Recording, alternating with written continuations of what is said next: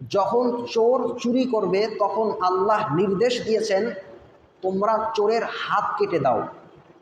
এখন যে ব্যক্তি অভাবের কারণে চুরি করছে, আর একজন ব্যক্তি স্বভাবের কারণে চুরি করছে, অর্থাৎ চুরির অভ্যাস তার রক্তের সাথে মিশে আছে।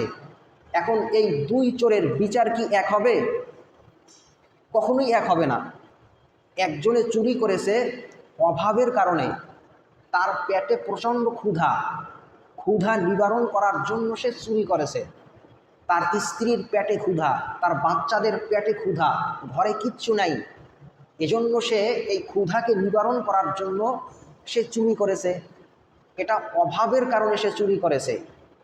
আর একটা হলো যার টাকার কোনো অভাব নাই, গাড়ির অভাব নাই, বাড়ির অভাব নাই, ক্ষমতার অভাব নাই, কিন্তু এরপরেও দেশের সম্পদকে লুটপাট করে, দেশের সম্পদকে চুরি করে।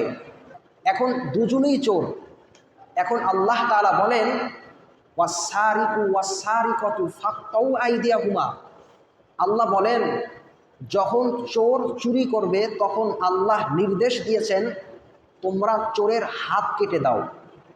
এখন যে ব্যক্তি অভাবের কারণে চুরি করছে, আর একজন ব্যক্তি স্বভাবের কারণে চুরি করছে, অর্থাৎ চুরির অভ্যাস তার রক্তের সাথে মিশে আছে। এখন এই দুই চোরের বিচার কি এক হবে?